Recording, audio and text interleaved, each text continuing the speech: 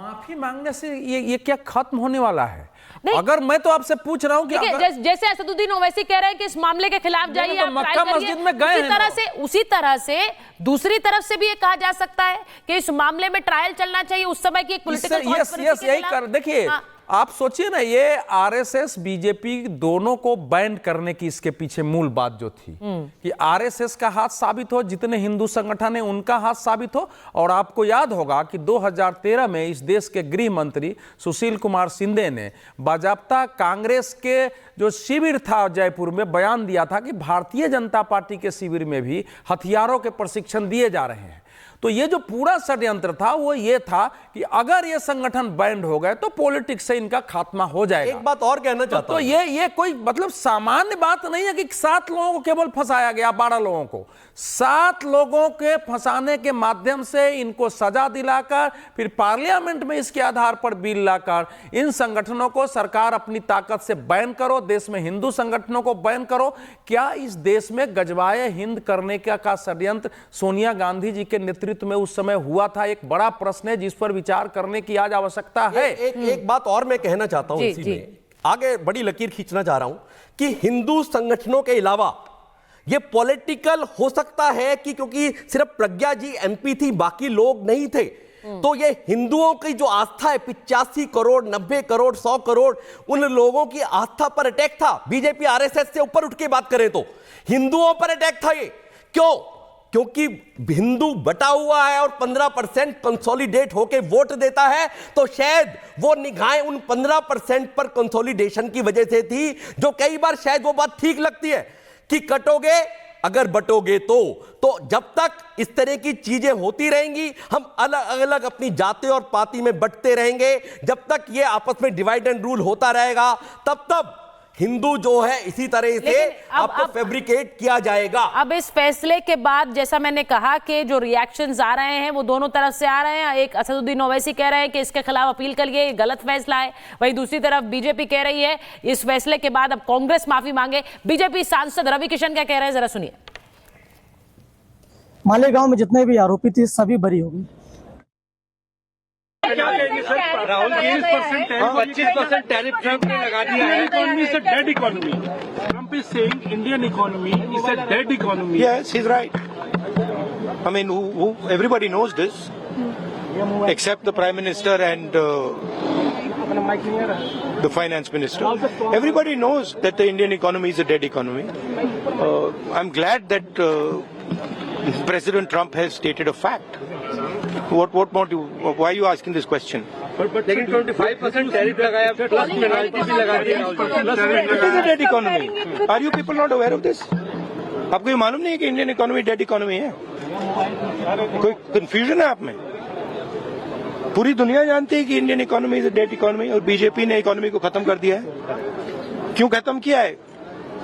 अदानी जी की मदद करने के लिए खत्म किया है। तो आप लोग हैरान क्यों लग रहे हो? देखिए, आप एक चीज देखिए, फॉरेन मिनिस्टर भाषण करते हैं, we have a genius foreign policy, ठीक है।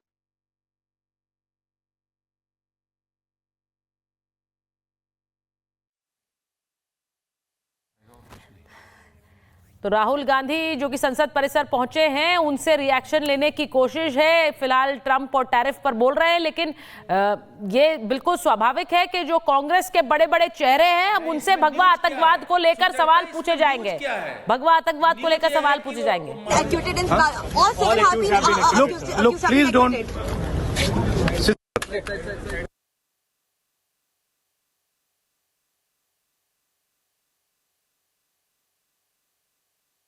जब ट्रम्प टैरिफ पे पूछा गया तो कह रहे हैं Indian economy is dead economy.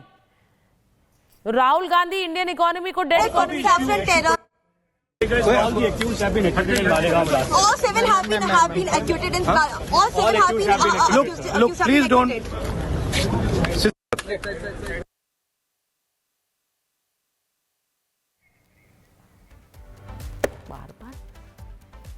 तो राहुल गांधी मालेगांव ब्लास्ट पर बोले नहीं हैं। राहुल गांधी से मालेगांव ब्लास्ट पर सवाल पूछा गया। अब मालेगांव ब्लास्ट पर ये मैंने जैसा कहा स्वाभाविक है, जो बड़े नेता हैं जो बड़े नेता हैं वो मालेगांव ब्लास्ट पर कांग्रेस के बड़े नेताओं से सवाल पूछे जाएंगे, क्योंकि 2008 में कांग्रेस की सरकार केंद्र में भी और राज्य में भी, और इसीलिए ये सवाल कांग्रेस के बड़े नेताओं से पूछे जाएंगे। कोर्ट ने जो वर्डिक्ट दिया है उसमें सीधे कह दिया कि फैब्रिकेटेड जो एविडेंस था उसे फोरेंसिक जांच के लिए भेजा गया। ये भी कहा कि आरडीएक्स प्लांट करने के कोई सबूत, कर्नल पुरोहित ने अगर आरडीएक्स प्लांट किया तो इसके कोई सबूत नहीं है, या आरडीएक्स कश्मीर से आया इसके भी कोई सबूत नहीं है। ये सारी बातें कोर्ट ने अपने वर्डिक्ट में कही हैं, और इसीलिए अब इन पर बहस होना और हंगामा होना स्वाभाविक है।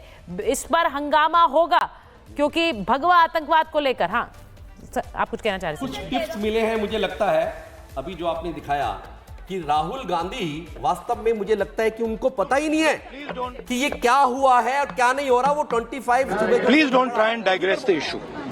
The main issue sitting in front of India today is that the government has destroyed our economic policy, has destroyed our defense policy, has destroyed our foreign policy. Okay? They are running this country into the ground. You people don't say it. You people want to talk about other issues, right? But they are running this country into the ground. Prime Minister एक ही व्यक्ति के लिए काम करते हैं, अदानी। सारे के सारे स्मॉल बिजनेसेस उड़ा दिए। आप देख लीजिए।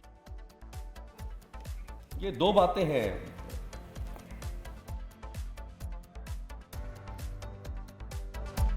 मालेगांव में जितने भी आरोपी थे सभी बरी हो गए। दुखी, अब क्या करें, सब लोग खुशी वाली क्या बात है। 17 साल के बाद पैरालाइज, अधूरा शरीर, कई जिंदगियां बर्बाद हो गई। यही आरोप लगा के अपोजिशन ने, यही कांग्रेस ने लेके आज बर्बाद किया। उन सारे परिवारों को शुभकामनाएं, लेकिन आज वो सब रो रहे होंगे बरी हो, क्योंकि उन्होंने वो जुर्म नहीं किया था जिसके लिए उनको सजा या उनको आरोपी ठहराया गया था। और 17 साल समझ रहे हैं, जिंदगी खत्म हो जाती है 17 साल में। लेकिन मैं माननीय न्यायालय को बहुत साधुवाद, धन्यवाद देता हूं, और गृह मंत्री के बयान को दोबारा रिपीट करता हूं, जब उन्होंने कल सदन में कहा था कि हिंदू आतंकवादी नहीं होता है। आज वो बात साबित और सत्य साबित हुई। कांग्रेस के नेता ने एक शब्द गढ़ा था, भगवा आतंक। अब उन लोगों को क्षमा।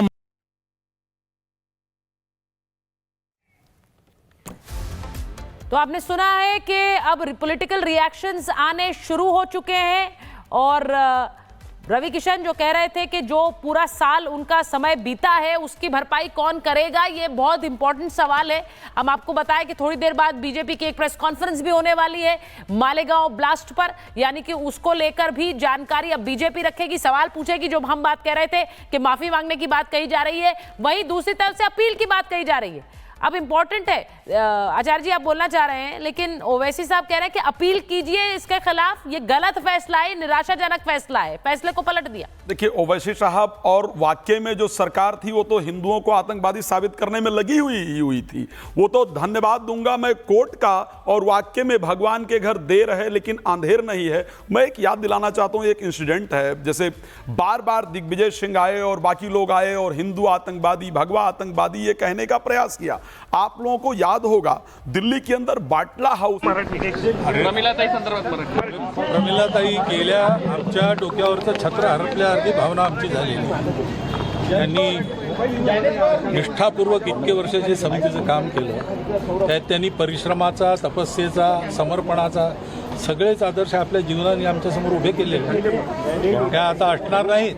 त्यांच्या तर त्या अधिकारामुळे त्यांना सद्गती मिळणारच आहे। आम्हाला धैर्य मिळो अशीच प्रार्थना आम्ही करतो। धन्यवाद।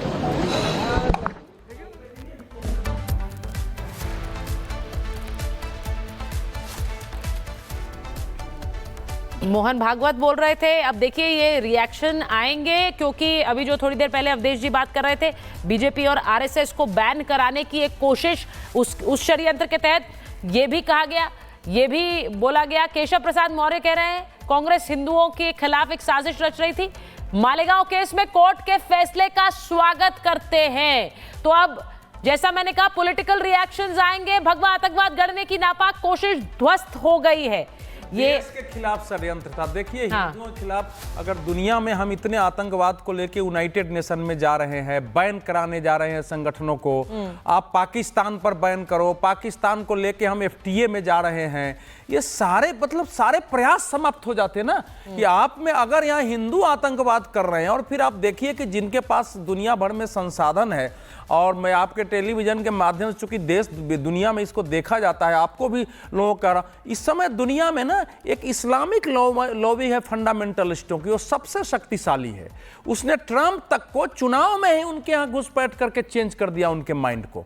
भारत में जिस ढंग से आप देखेंगे कि मुंबई हमले का वो 190 से ज्यादा लोग मारे गए, वो विस्फोट मुझे याद है, और उस विस्फोट से सारे आरोपी बरी कर दिए गए उनके जांच को। तो जितने शक्तिशाली तरीके से संगठित होकर के केस लड़े जा रहे हैं, जितने संसाधन आ रहे हैं, चाहे वो लव जिहाद के मामले हों, उसमें इस केस को बाद में लड़ना भी कठिन था। तो वो ये एक ऐसा षड्यंत्र था यूपीए शासनकाल में। मुझे अभी भी नहीं समझ में आ रही है कि हमारे देश की सरकार में ऐसे कौन से तत्व थे जिसने उनका माइंड वॉश करके और इस सीमा तक ले गए कि जो आतंकवादी है उसको छोड़ो जी, अभी उसको छोड़ करके एक नई थ्योरी गढ़ो कि ये हिंदू यहां आतंकवाद कर रहा है। और इसी का कल्मिनेशन था कि वो किताब का विमोचन हुआ कि मुंबई ब्लास्ट आरएसएस की साजिश।